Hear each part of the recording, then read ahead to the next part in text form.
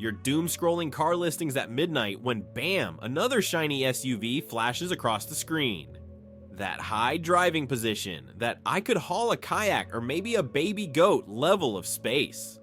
The promise of adventure practically oozes from the paint, but then reality whispers, will this beauty devour my bank account for breakfast? SUVs look like the perfect mix of style, safety, and practicality, but their real costs can be a wallet trap. Let's pop the hood, do the math, and find out if an SUV is a smart move or just a very pricey ego boost on wheels. More than just metal on wheels, SUVs dominate the modern car market. They promise freedom, space, and the confidence to handle anything life throws at you. Whether that's a mountain trail or a Costco run, their elevated driving position makes you feel powerful. Their marketing makes you believe you're just one spontaneous road trip away from self-discovery. In the United States, SUVs and trucks together made up the majority of vehicle sales in 2024, pushing overall auto sales to record levels. Globally, they now represent roughly half of all new car sales, according to data reported by The Guardian in May 2024. In short, people are buying SUVs like hotcakes on a cold morning. Yet popularity doesn't mean practicality. Governments in cities like Paris have started openly questioning the rise of these urban tanks, with new policies proposing higher fees and taxes for heavier vehicles. Why? Because SUVs take up more space, emit more carbon, and generally cost more to run. So while they may be trendy, they're also drawing criticism and sometimes literal financial penalties. The total cost of ownership. To know if an SUV is really worth it, you can't just look at the sticker price. You need the total cost of ownership. That's everything you'll pay over the years. Purchase price, fuel, insurance, maintenance, depreciation, taxes, and even loan interest. SUVs usually cost more upfront and lose more value in dollars when they depreciate. For example, a $40,000 SUV losing 45% in 5 years drops $18,000, while a $30,000 sedan losing the same percentage costs only $13,500. Insurance and registration also tend to be higher for SUVs since they're bigger, pricier to fix, and heavier, meaning the bills start piling up before you even fill the tank. Where SUVs often stumble. Fuel economy is where SUVs usually trip up. Even with hybrids improving, most still lag behind smaller cars. A 2025 Honda Civic sedan averages about 36 miles per gallon, while a 2025 Honda CR-V manages closer to 28. That small gap adds up. Drive 15,000 miles a year at $3.50 per gallon, and the Civic costs about $1,460 in fuel, while the CR-V burns through $1,875, an extra $450 each year, or more than $2,000 over 5 years. There are exceptions like the Kia Niro hybrid at 53 miles per gallon or its plug-in version at 48, but most midsize SUVs sit in the mid-20s miles per gallon range. Over time, that means a steady, big car tax every time you fuel up.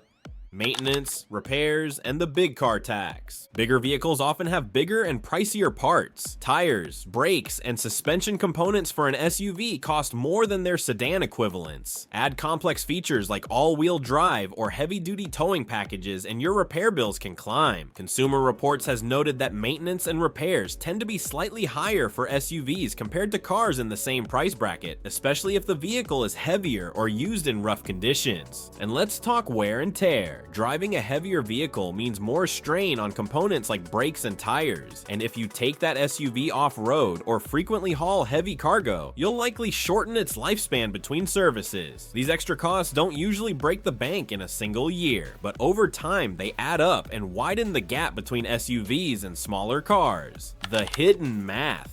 Imagine you're comparing a $40,000 SUV with a $30,000 sedan over 5 years. If the SUV depreciates $18,000 versus $13,000 for the sedan, you're already down $5,000. Insurance might run $1,500 more across 5 years. Fuel could cost an extra $2,000 for maintenance, another $1,000, and financing or opportunity costs another $1,000. Altogether, the SUV ends up costing about $20,000 more to own over the same time. That's not a small number. It's an entire vacation fund, a chunk of a home down payment, or 5 years of fancy coffee. Of course, this math changes if you buy used, keep your vehicle for a decade, or snag an unusually high resale model. But for many everyday buyers, the SUV premium is real and persistent. When an SUV makes perfect sense.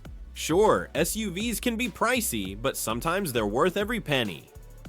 Got a big family or haul half a sporting goods store every weekend? That extra space will save your sanity. Live in the mountains, on country roads, or anywhere that laughs at snow. The higher clearance and available all-wheel drive can be a game changer. Need to tow a boat, camper, or trailer full of life-size flamingos? A sedan doesn't stand a chance. And don't forget resale value. In places where SUVs are in high demand, you can often recoup more of your investment when it's time to sell.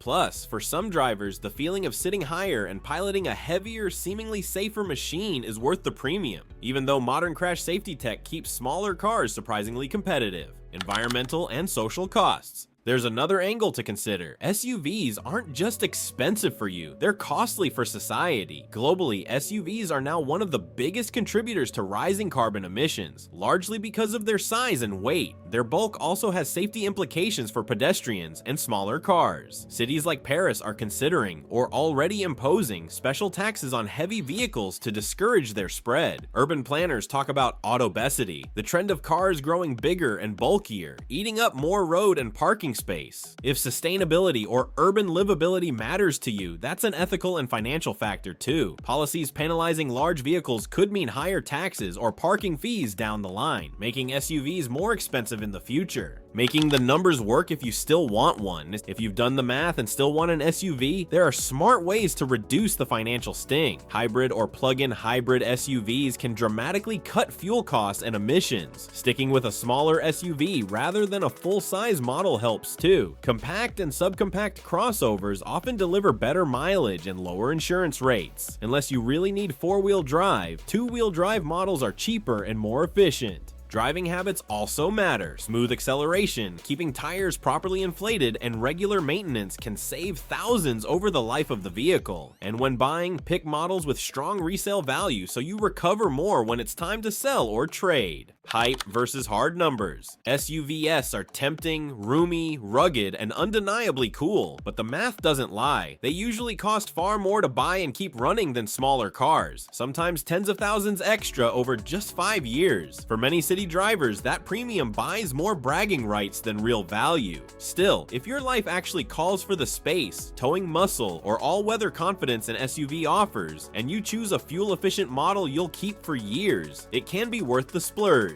The trick is to ignore the glossy ads and ask yourself how you'll really use it. Before you let a commercial convince you that one camping trip justifies a giant ride, grab a calculator, your wallet, and maybe the planet will thank you.